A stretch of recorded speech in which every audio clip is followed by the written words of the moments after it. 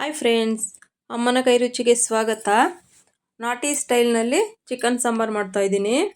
ಮುದ್ದೆ ಜೊತೆಗಂತೂ ಚಪಾತಿಗೆಲ್ಲ ತುಂಬಾ ರುಚಿಯಾಗಿರುತ್ತೆ. ಹೆಚ್ಚು ಎಣ್ಣೆ ಏನು ಬಳಸ್ತೇನೆ.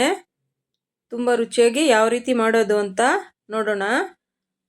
ಹಳೆ ಕಾಲದಲ್ಲೆಲ್ಲ ಇದೇ ರೀತಿ ಹಳ್ಳಿಗಳ ಕಡೆ ಎಲ್ಲ ಸಾಂಬಾರು ಮಾಡ್ತಾ ಇದ್ದಿದ್ದು. ಈಗ ಯಾವ ರೀತಿ ಮಾಡೋದು ಅಂತ ನೋಡೋಣ. ನೋಡಿ, ಮೊದಲಿಗೆ ಒಂದು ಬಾಣಲೆ ಏನಾದರೂ ತೊಗೋಬೋದು. 2 ಸ್ಪೂನಷ್ಟು ಎಣ್ಣೆ ಹಾಕ್ತಾಯಿದ್ದೀನಿ. ಇದಕ್ಕೆ 3 ಈರುಳ್ಳಿ ಸ್ಮಾಲ್ ಸೈಜ್ದು, ಬೆಳ್ಳುಳ್ಳಿ 4 ಗಡ್ಡೆಯಷ್ಟು ಬೆಳ್ಳುಳ್ಳಿ, ಒಣಮೆಣಸಿನ್ಕಾಯಿ ನಮಗೆ ಖಾರಕ್ಕೆ ಹೇಗೆ ಬೇಕೋ ಹಾಗೆ, ಶುಂಠಿ ಸ್ವಲ್ಪ, ಟೊಮೊಟೊ 2 ತೊಗೊಂಡಿದ್ದೀನಿ, ಸ್ವಲ್ಪ ಪುದೀನ ಜಾಸ್ತಿ ಹಾಕ್ಬಾರ್ದು. ನೋಡಿ, ಇಲ್ಲಿ ಚಕ್ಕೆ ಲವಂಗ ಮೆಣಸಿದೆ. ಈಗ ಮಿಕ್ಸ್ ಮಾಡ್ಕೊಳ್ಬೇಕು ಚೆನ್ನಾಗಿ. ಹಸಿ ವಾಸನೆ ಹೋಗೋವರೆಗೂ ಚೆನ್ನಾಗಿ ಫ್ರೈ ಮಾಡಿಕೊಂಡ್ರೆ ಸಾಂಬಾರು ತುಂಬ ಚೆನ್ನಾಗಿ ಬರುತ್ತೆ.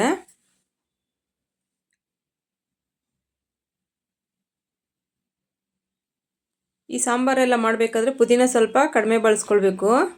ಫ್ರೈಗೆಲ್ಲ ಆದರೆ ಜಾಸ್ತಿ ಹಾಕ್ಕೊಂಡ್ರು ಟೇಸ್ಟ್ ಚೆನ್ನಾಗಿ ಬರುತ್ತೆ. ನೋಡಿ, ಕಲರ್ ಚೇಂಜ್ ಆಗ್ತಿದೆ. ಈಗ ಇದಕ್ಕೆ ಧನಿಯಾ ಪೌಡ್ರು, ನಾನು 2 ಸ್ಪೂನಷ್ಟು ಧನಿಯಾ ಪೌಡ್ರ್ ಹಾಕ್ತಾಯಿದ್ದೀನಿ.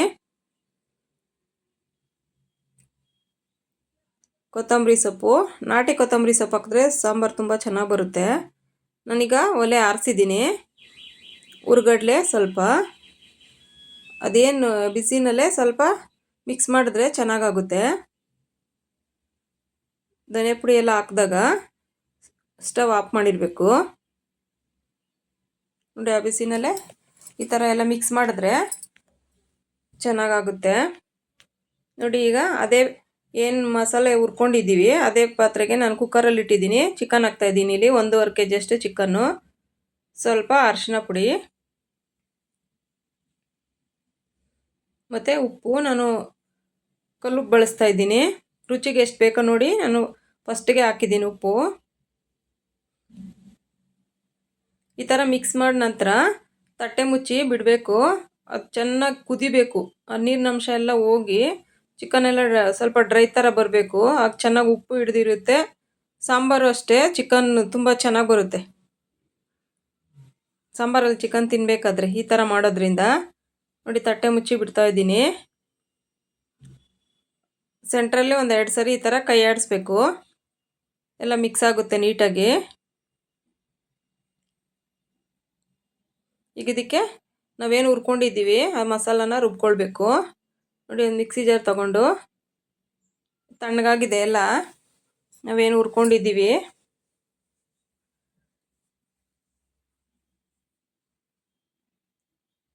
ಕಾಯಿ ಎಲ್ಲ ಒಟ್ಟಿಗೆ ಹಾಕ್ಕೊಂಡು ರುಬ್ಕೊಳ್ಬೋದು. ನಾನು ಜಾಸ್ತಿ ಆಗುತ್ತೆ ಜಾರಿಗೆ ಅಂತ ಮೊದಲಿಗೆ ಈ ಮಸಾಲ ರುಬ್ತಾ ಇದ್ದೀನಿ. ಸ್ವಲ್ಪ ನೀರು ಹಾಕ್ಕೊಂಡು ರುಬ್ಕೊಳ್ಬೇಕು. ನೋಡಿ, ನೈಸಾಗಿರಬೇಕು ಮಸಾಲ. ಸಾಂಬಾರಿಗೆಲ್ಲ ಮುದ್ದೆ ಜೊತೆ ಎಲ್ಲ ಊಟ ಮಾಡೋದಕ್ಕೆ ತುಂಬ ಚೆನ್ನಾಗಿ ಬರುತ್ತೆ. ನೋಡಿ, ಈ ಥರ ಚೆನ್ನಾಗಿ ಕುದ್ದು ನೀರೆಲ್ಲ ಹಿಂಗಬೇಕು. ಆ ಥರ ಕುದ್ದಾಗ ಪೀಸ್ ತಿನ್ನಬೇಕಾದ್ರೆ ತುಂಬ ಚೆನ್ನಾಗಿ ಬರುತ್ತೆ ಟೇಸ್ಟ್. ಈಗ ರುಬ್ಬಿರೋಂಥ ಮಸಾಲಾನ ಇದಕ್ಕೆ ಸೇರಿಸ್ಕೊಳ್ಬೇಕು.